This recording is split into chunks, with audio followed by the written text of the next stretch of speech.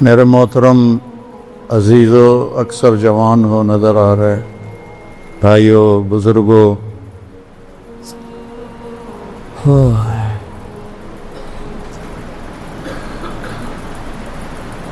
دنیا میں دو اندھیرے ہیں، ایک رات کا اندھیرا ہے، وآیۃ لہم اللیل نسلخ منہ النہار فاذا ہم مظلمون۔ میری بڑی نشانیوں میں سے ہے کہ میں دن کی کھال اتار لیتا ہوں اور اندھیرا چھا جاتا ہے۔ یہ اندھیرے وہ ہیں جو آفاقی ہیں، اس کائنات کے اندر ہے۔ ایک اندھیرا ہے جو دل پہ چھاتا، اس اندھیرے کا بھی علاج اللہ نے بتایا ہے جو دل پہ چھا جاتا ہے۔ اس اندھیرے کا علاج تو خود بخود کرتا ہے کہ الشمس والقمر والنجوم، سورج بھی نکالتا ہے، چاند بھی لاتا ہے، ستارے بھی لاتا ہے، دن کو بھی لاتا ہے، بطور احسان فرماتا ہے، اپنی قدرت اور طاقت بتاتا ہے۔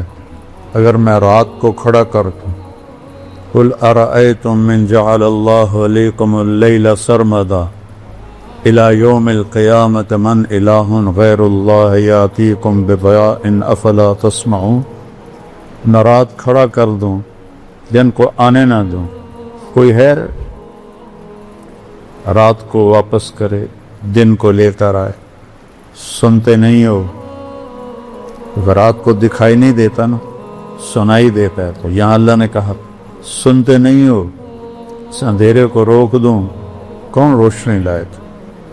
پھر اس کا عکس بتایا، قل ارأیتم ان جعل اللہ علیکم النہار سرمدا الی یوم القیامہ من الہ غیر اللہ یاتیکم بلیل تسکنون فیہ افلا تبصرون۔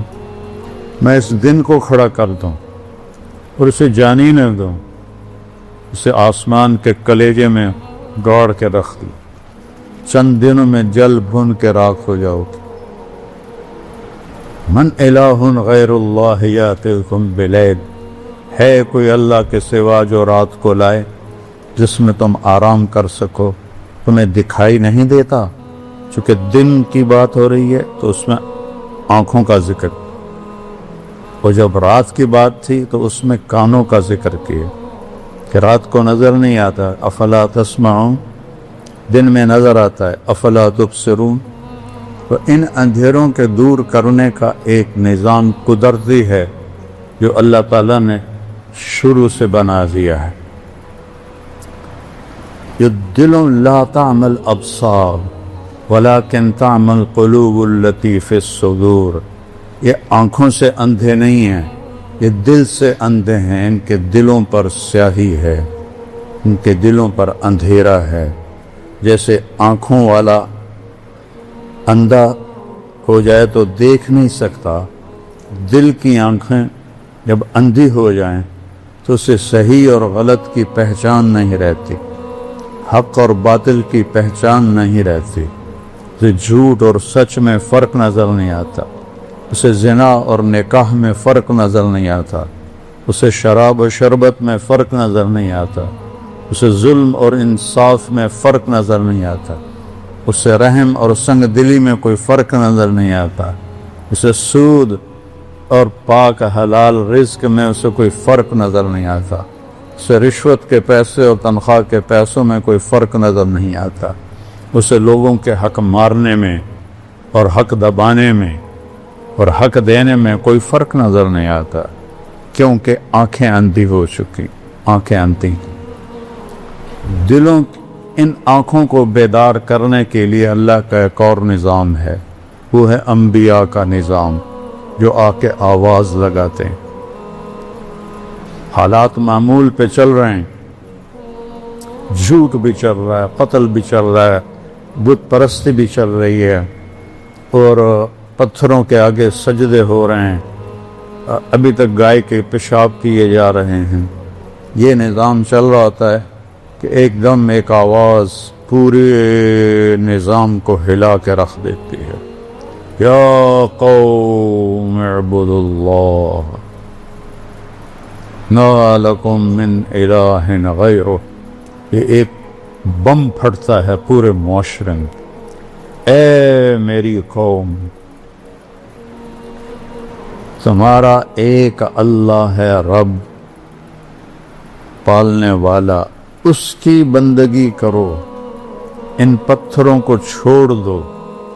تو آنکھیں پھٹتی ہیں، کان ناآشنا ہوتے ہیں، صدیوں سے ایک ریت چلی آ رہی ہے، یہ کون ہے جو ہم میں پیدا ہوا، ہمارے درمیان بڑا ہوا، یہ نیا بول کہاں سے لے کر آیا ہے، یہ نئی بات کہاں سے لے کر آیا ہے، یہ کیا کہہ رہا ہے، اجعل الآلہۃ الہا واحدا ان ھذا لشیء عجاب۔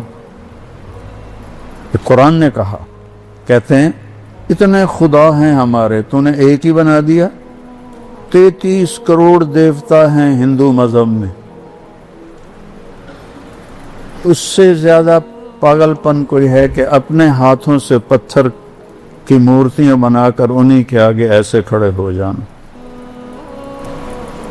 آپ نے ایک دفعہ ابو جہل، میں ابھی قرآن سے سنایا ہے، ابو جہل کی بات کو اللہ نے قرآن میں ذکر کیا۔ آپ نے کہا، یا ابا جہل کلمۃ واحدۃ لو تعطونھا لدانت لکم العرب والعجم۔ اے ابو جہل، ایک بات میری مان لو تو عرب بھی تمہارے تابع ہوگا، عجم بھی تمہارے تابع ہوگا۔ تو ابو جہل سے اپنے ران پہ ہاتھ مار کر کہنے لگا، وَأَبِيكَ 10 کلمات ہیں، تیرے باپ کی قسم، اگر عرب اور روم و فارس ہمارے تابع ہوتے ہیں، ایک نہیں 10 دفعہ وہ پڑھنے کو تیار ہیں۔ کیا ہے وہ بول، بتاؤ جلدی سے۔ آپ نے فرمایا، قولوا لا الہ الا اللہ، کہہ دو کہ اللہ ایک ہے اور کوئی اس کے ساتھ معبود نہیں، شریک نہیں، وزیر نہیں، مشیر نہیں، کوئی اس کے حفاظتی دستے نہیں، کوئی اس کا زمان و مکان نہیں، وہ بے عیب ہے، شکل و صورت سے بھی پاک ہے، کھانے پینے سے پاک ہے۔ ابو جہل کہنے لگا، اجعلت الآلہۃ الہا واحدا ان ھذا لشیء عجاب۔ اسی کو اللہ نے قرآن میں ذکر کیا۔ اے محمد، تو اتنے ہمارے خدا ہیں، ان کو تو ایک خدا بنا دیتا ہے، یہ کیسے ممکن ہے؟ اس کو اللہ نے قرآن میں ذکر کیا۔ یقولون اجعلت الآلہۃ الہا واحدا ان ھذا لشیء عجاب۔ یہ تو عجیب بات ہے۔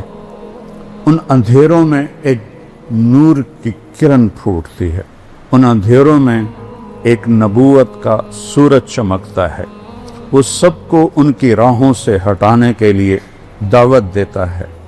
میرے نبی کی مثال سب سے خوبصورت ہے۔ آپ کو جب اللہ نے حکم دیا، قم فانذر، کھڑے ہو جاؤ میرے محبوب، یا ایھا المدثر۔ قرآن میں 2 لفظ ہیں، یا ایھا المزمل، یا ایھا المدثر، دونوں کا مطلب ہے چادر لپیٹ کے سویا ہوا۔ رات کو سویا ہوا ہو تو مزمل عربی میں آتا ہے، دن میں سویا ہوا ہو تو مدثر آتا ہے۔ جب تہجد کے لیے اٹھایا تو کہا، یا ایھا المزمل، یا چادر میں لپٹے ہوئے رات کے وقت میں اٹھ مجھ سے باتیں کر۔ جب دعوت کے لیے اٹھایا تو آپ دن میں لیٹے ہوئے ہیں تو کہا، یا ایھا المدثر، اے چادر میں لپٹے ہوئے، قم، کھڑا ہو جا، فانذر، بتا لوگوں کو کہ کیا ہونے والا ہے، وربک فکبر، بتا سب سے بڑا اللہ رب ہے۔